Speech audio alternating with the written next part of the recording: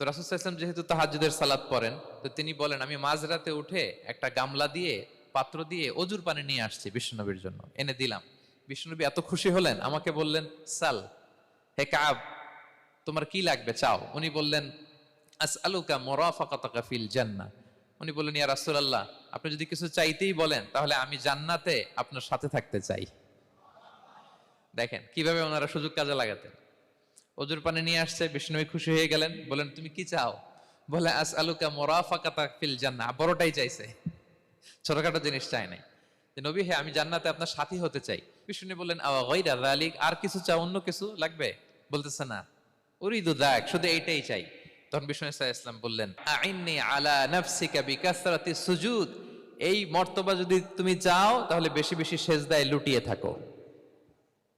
আলাইকা বিকাসরাতি সুজুদ, বেশি বেশি সেজদা দিও। যদি সেজদায় পড়ে থাকতে পারো তাহলে জান্নাতে আমার সাথী হতে পারবা। আল্লাহু আকবার। আল্লাহ